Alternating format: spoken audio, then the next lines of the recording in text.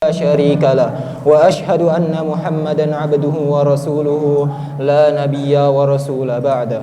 قال الله تعالى في القرآن الكريم: أعوذ بالله من الشيطان الرجيم. يا أيها الذين آمنوا اتقوا الله حق تقاته ولا تموتن إلا وأنتم مسلمون. وقال أيضا: يا أيها الذين آمنوا اتقوا الله ولتنظر نفس ما قدمت لغد واتقوا الله إن الله خبير بما تعملون.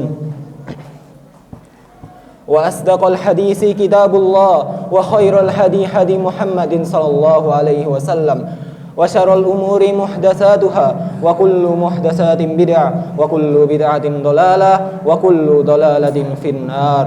Amma ba'du. Pertama dan yang paling utama, marilah kita mengucapkan rasa syukur kita kepada Allah Subhanahu wa taala yang telah memberikan kita dua nikmat yang sangat agung yang kita miliki pada hari ini, yakni nikmat sehat dan nikmat waktu luang.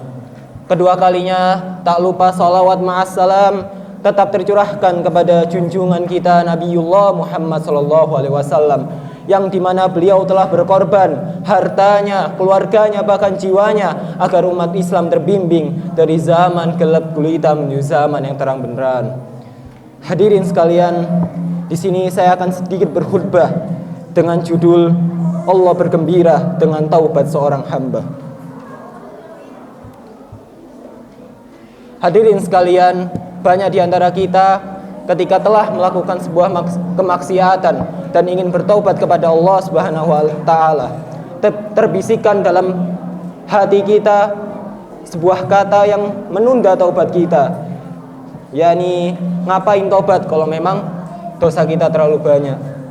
Hadirin sekalian, perlu diketahui bahwa ungkapan tersebut salah di dalam pandangan Islam. Bahkan Allah sendiri yang membantahnya dalam Quran. Allah berfirman: Ya ibadiyalladzina asrafu ala anfusihim la taqnatu mir rahmatillah wa may yaghfiru dzunuba may yasha innallaha ghafurur rahim. Yang artinya, wahai hamba-hambaku yang telah melampaui batasannya, yang telah bermaksiat kepadaku, maka janganlah kamu berputus asa dari rahmatku. Sesungguhnya aku mengampuni siapa saja dan Allah itu Maha Pengampun lagi Maha Penyayang.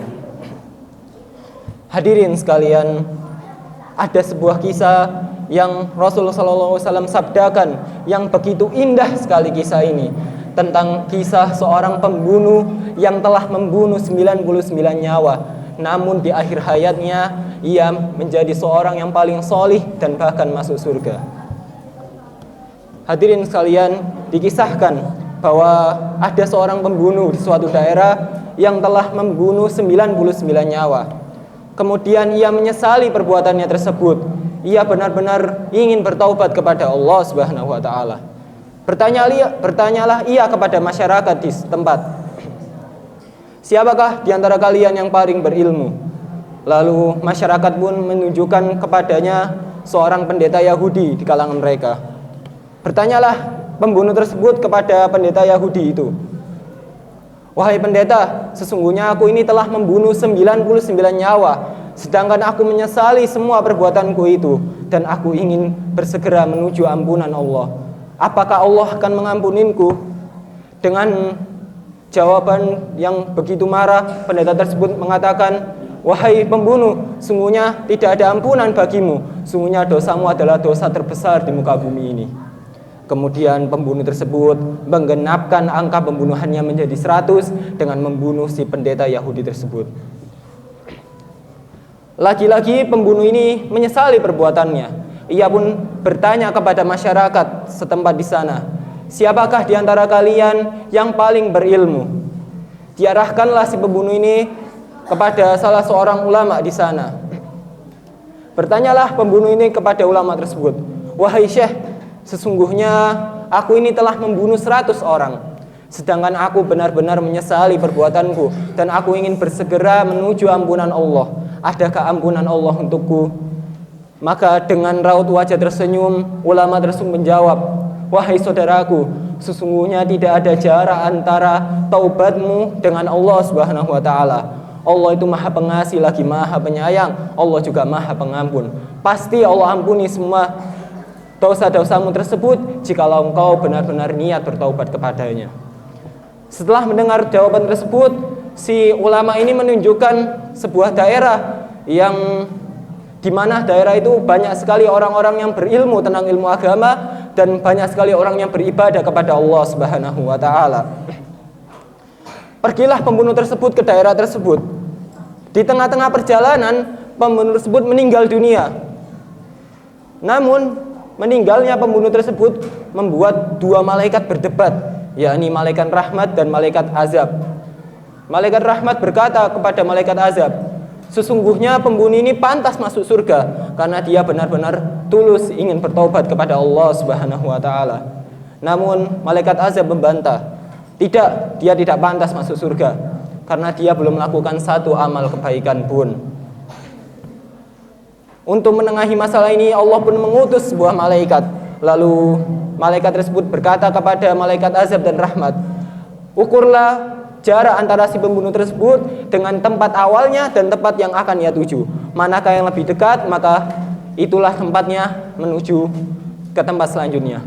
Dengan izin Allah, bumi mengatur jaraknya sehingga tempat pembunuh dengan daerah yang awalnya lebih jauh dan pembunuh tersebut lebih dekat dengan tempat yang ia ingin tuju, sehingga pembunuh tersebut dibawa oleh malaikat rahmat menuju surganya Allah Subhanahu wa taala. Maka hadirin sekalian, perhatikanlah betapa besar kejahatan yang dilakukan oleh pembunuh ini, betapa besar maksiatan yang dilakukannya. Bukan satu atau dua orang yang ia bunuh, melainkan 100 orang. Bagaimana bisa ada seseorang yang sebegitu jahatnya membunuh sebanyak itu? Seandainya saja di daerah kita ada yang membunuh 10 nyawa saja, pasti sudah kita usir dari daerah kita dan tidak mungkin ada daerah lain yang mau menerimanya. Namun hanya Allah Ta'ala lah yang maha luas kasih sayangnya dan maha besar ampuninnya. Maka kejahatan sebesar ini, kemaksiatan sekejam ini Allah ampuni dan Allah maafkan.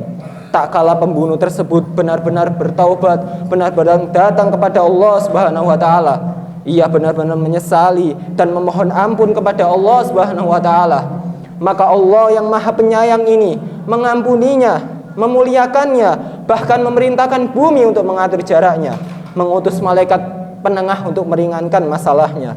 Semua ini tak lain dan tak bukan karena kasih sayang Allah yang begitu luas kepada hambanya, dan juga karena ketulusan taubat seorang hamba kepada Allah Subhanahu wa taala walaupun dia belum pernah melakukan suatu amal kebaikan pun. Hadirin sekalian, oleh karena itu beruntunglah seseorang yang benar-benar bertaubat kepada Allah, yang benar-benar ikhlas lillahi ta'ala dalam taubatnya, yang benar-benar tulus bertaubat kepada Allah Subhanahu wa ta'ala dan benar-benar menyesali apa yang telah ia lakukan dari kemaksiatan dan dosa. Maka dia memiliki Tuhan yang amat luas maafnya dan ampunannya, sebagaimana Allah Ta'ala berfirman, wa tubu ilallahi jami'an ayyuhal mu'minun la'allakum tuflihun. Dan bertobatlah kamu sekalian wahai orang-orang yang beriman supaya kamu mendapatkan keberuntungan. Juga dalam firman yang lain Allah juga berfirman, ya ayyuhalladzina amanu tubu ilallahi taubatan nasuha. Wahai orang-orang yang beriman, bertaubatlah kepada Allah dengan sebenar-benarnya taubat. Hadirin sekalian, di antara karunia dan kasih sayang Allah kepada hamba-hambanya adalah Allah bergembira dengan taubat seorang hamba. Dia begitu senang jika seorang hamba kembali kepada kebaikan dan mendekat dengan penciptanya. Seandainya saja tidak ada keutamaan taubat selain daripada ini, maka sudah cukup taubat itu menjadi amalan terbaik dalam Islam. Hadirin sekalian, ada sebuah hadis yang Rasulullah SAW bersabda, sesungguhnya Allah itu begitu bergembira terhadap taubat seorang hamba melebihi seorang di antara kalian yang menunggangi keledai di tengah gurun pasir. Lalu ia turun dan keledainya meninggalkannya beserta bekal makanan dan minumannya, sehingga ia berpasrah menunggu kematian di dekat pohon. Tak lama kemudian datanglah keledainya tersebut beserta bekal makanan dan minumannya. Saking gembiranya orang tersebut, ia sampai mengucapkan, "Ya Allah, sesungguhnya aku ini adalah Tuhanmu dan engkau adalah hambaku." Hadis riwayat Bukhari.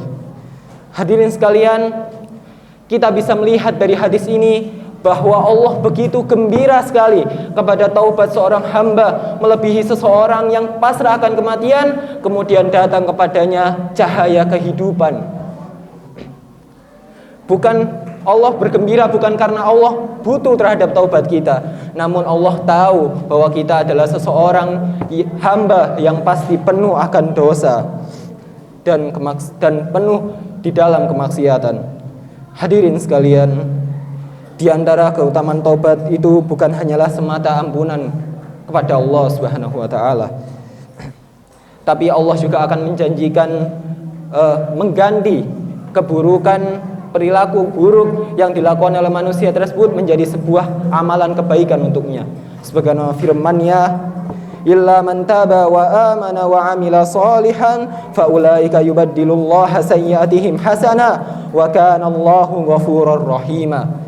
Kecuali orang-orang yang bertaubat, beriman dan mengerjakan amal solih, maka itu amalan kejahatan mereka diganti oleh Allah dengan kebaikan bagi mereka, dan Allah adalah Maha Pengampun lagi Maha Penyayang. Hadirin sekalian, oleh karena itu rugi sekali seseorang yang tidak bertaubat kepada Allah, dan sangat rugi sekali seseorang yang mengeraskan hatinya dan setia dalam kekerasan. Sebagaimana pendahulu kita yang telah mengeraskan hatinya, menutup mata dan telinganya sehingga dia tidak dapat mendapatkan hidayah Allah Subhanahu wa taala. Semoga kita termasuk orang-orang yang melunakkan hati kita, membuka pandangan kita dan juga pendengaran kita untuk menerima hidayah Allah Subhanahu wa taala. Aqulu qouli hada wa astaghfirullah li wa lakum, innallaha ghafurur rahim.